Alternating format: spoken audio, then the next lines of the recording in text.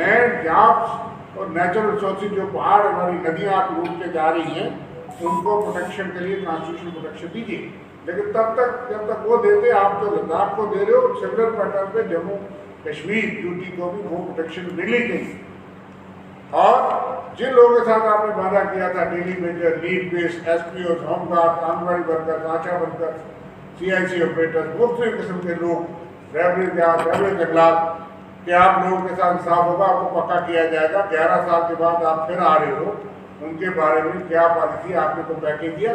चुनिए सरकार कमेटी बना रही है, लेकिन हमको पैसा चाहिए। आपने 6,500 करोड़ हमारा बजट कम कर दिया, बजाय कि आप बजट करते कि इतने सालों के बाद चुनी सरकार बनी।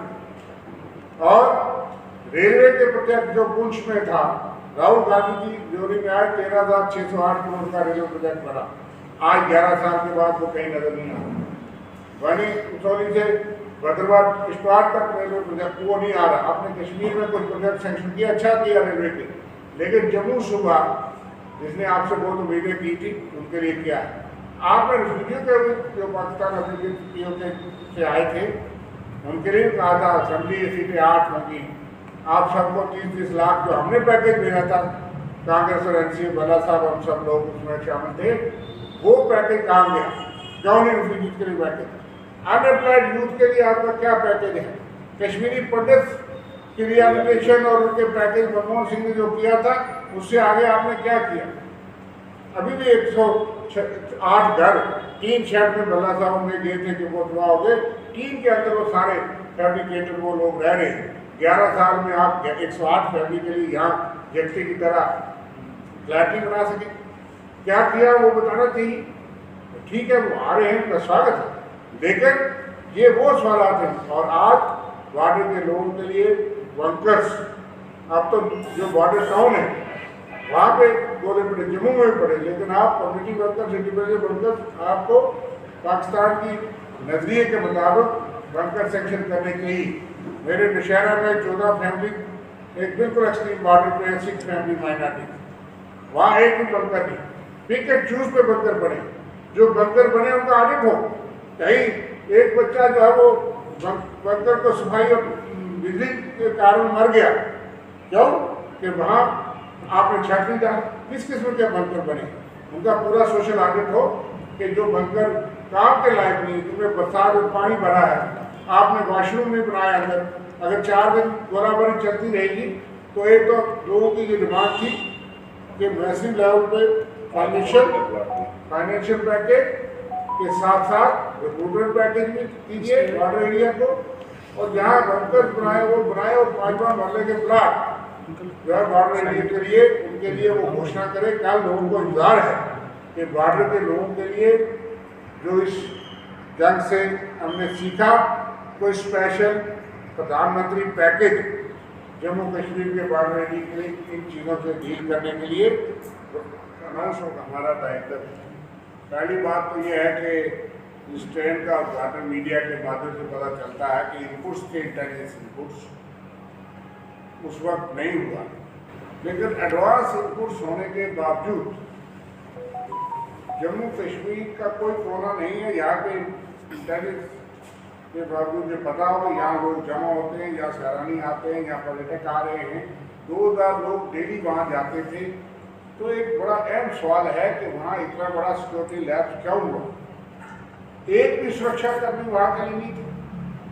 जो इतने जंगल के अंदर लोग सैर करने आते थे, क्या वजह? आज तो हम ये पूछना चाहते हैं प्रधानमंत्री जी, किसको जिम्मेदार ठहराया कि जिनका फेलियर था, सिक्योरिटी लैब था, गृह मंत्रालय इसको देखता है, या लाठीचार्ज भी उनके आर्डर के बिना नहीं होता? क्योंकि मुख्यमंत्री असेंबली के फ्लोर पे कह चुके, जब डेली बेजर में लाठीचार्ज हुआ तो उन्होंने कहा ये मेरे हाथ में नहीं, ये कंट्रोल रूम अलग है।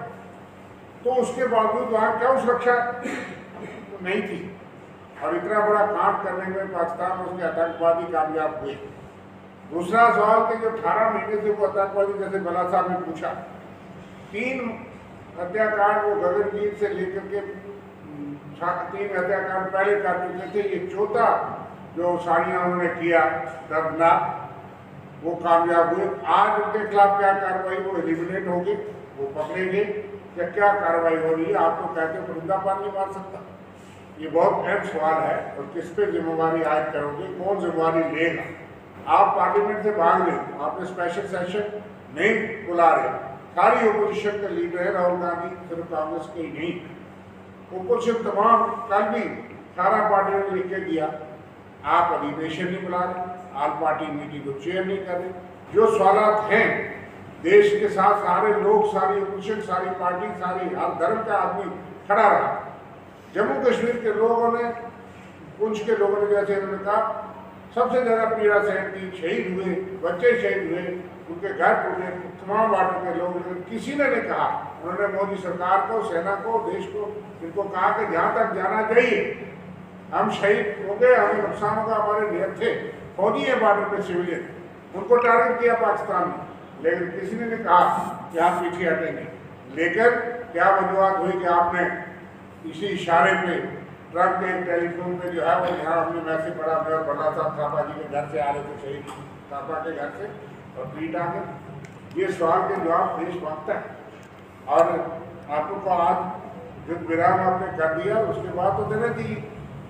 और भी सवाल आते हैं ना, आप वहाँ करोगे, यहाँ आ रहे हो तो देश को बताओ, यहाँ के लोगों को बताओ। उनकी पीड़ा के लिए पुंछ का जिक्र नहीं किया उन्होंने, देश के खिलाफ, देश के नाम जब संबोधन किया मोदी जी ने, पुंछ के जख्मों को जिक्र तक नहीं किया। आपके गृह मंत्री कितने दिनों बाद आते हैं, लीडर ऑपोजिशन पहले जाते हैं, और वहाँ पे डीसी और एसपी को जम्मू बुला लिया जाता है।